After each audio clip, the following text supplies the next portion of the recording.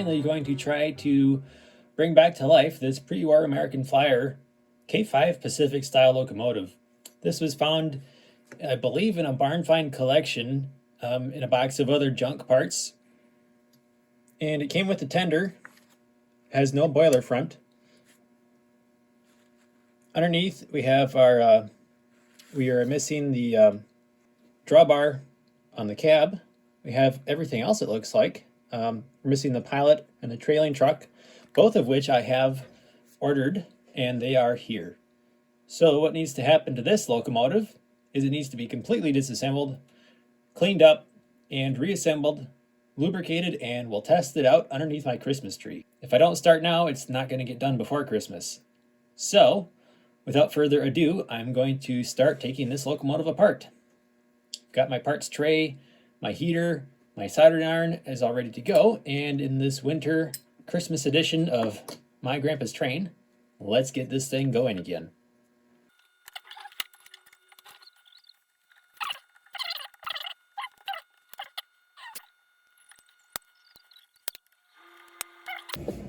This side is really quite rusty. I'll probably have to treat this in some rust remover. Hopefully that doesn't eat off the nickel plating either. So, yeah, it's definitely been stored out in the weather. Well, that was actually pretty easy to get apart. In fact, this was easier to get apart than the pre-war Atlantic locomotive that I have. That one was really jammed into the shell. This one came apart no problem. Yeah, here's the lead boiler weight.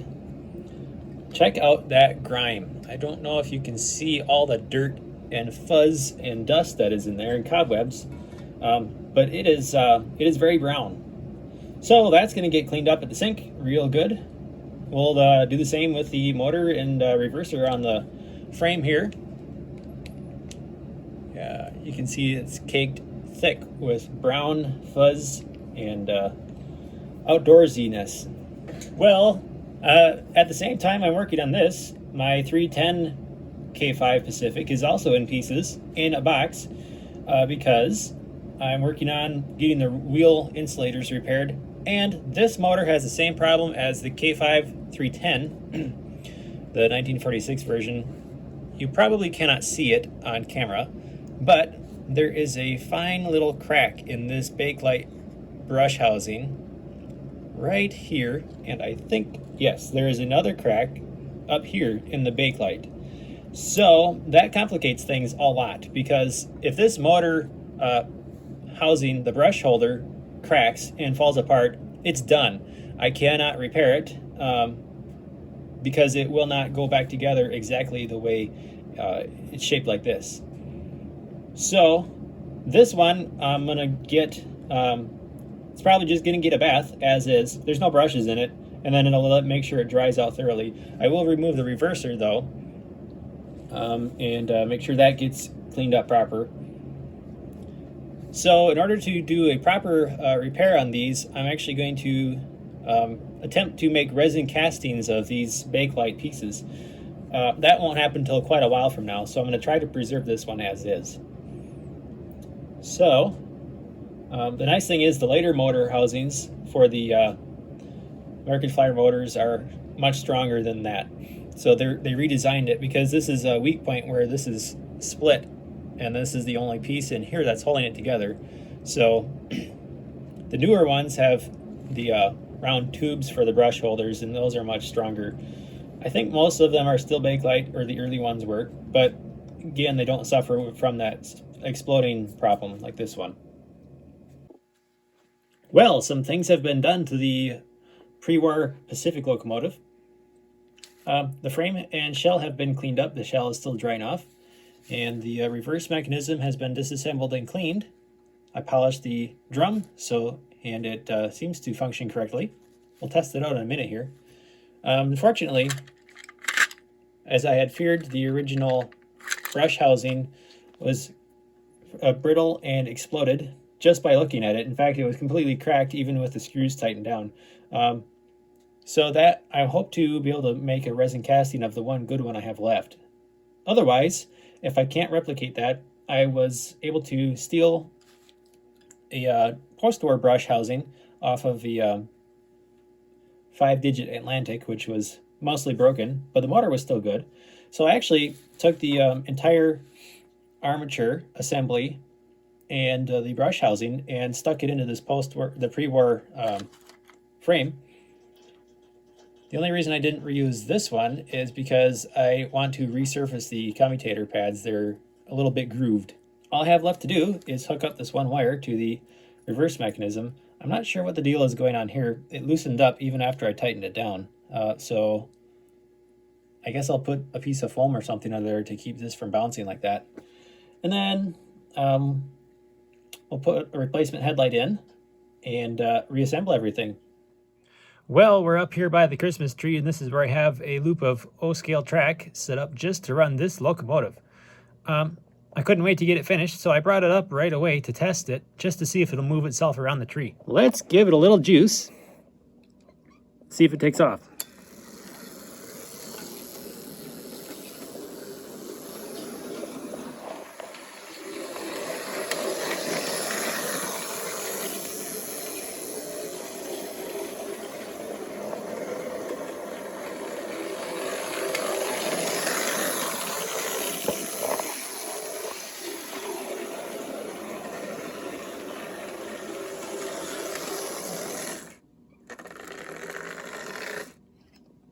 Okay, that's pretty amazing.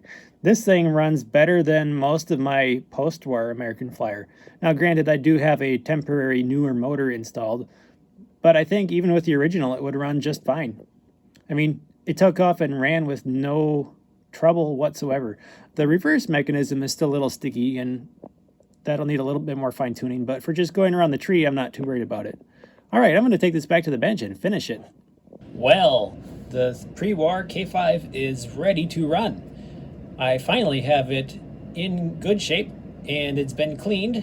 Now, it's not perfect, but it's definitely way better than what it was. If you recall from the beginning, this was just covered in a thick layer of barn dirt and dust and cobwebs, and it was quite nasty, but surprisingly, most of the nickel plating on the linkage is in good shape. There's a couple spots where it was rusted, but the majority of it is in really good shape. I was quite impressed.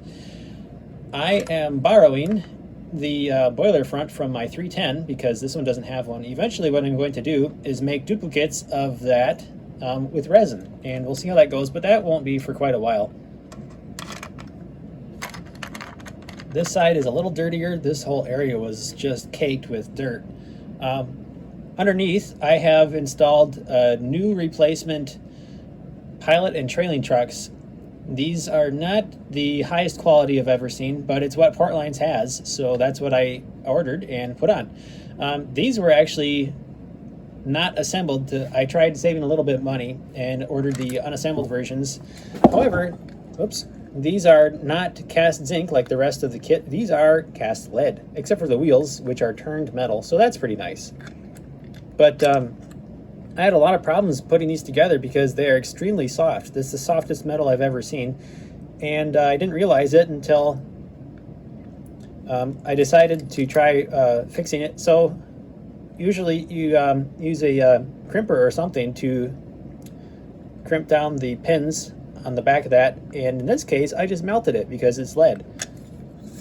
Same goes for up here. This casting was extremely thin, and there was no good way to melt that together, so I ended up just putting a number 440 screw in end to end, and that holds it in place, but it cracked the casting right off right up here because it was so extremely thin. So I just added some solder and that fixed that, unfortunately. Same goes for up here. I had all kinds of problems with the pilot too.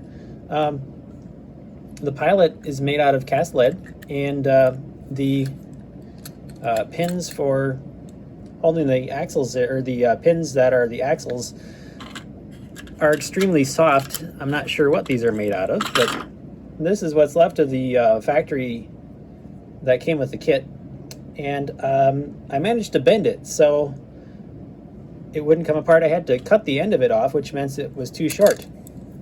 So one of these is okay. There is no good way to crimp these unless you have a very, very special tool, and I don't even know if Portlines make that. So what I ended up doing is for the second axle, I took a nail that was the same size, and on this end, I actually just ground it off to the right length, and then you can see that I ground a slot in it and then wedged it open so that it holds the axle or the wheels on. Not the best way to do it, but it worked, so there's that. All right, we are now ready to test this out. And I actually have a train set up upstairs, ready to go with a not matching tender. I have this tender. This is the one that goes for it. I just have to put the wheels back on it. This thing was also coated in a thick layer of dirt and dust and barn debris. This side is corroded. You can see there's corrosion up here and back here. Last night I soaked it in a layer coating of WD-40 to kind of reinvigorate the metal.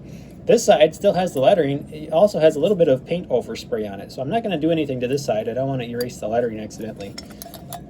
And like I said, underneath all I have to do is put the wheels back on, and that should be ready to go. In between now and then, I'm going to tune up the rest of the rolling stock for the Prewar tin plate American Flyer.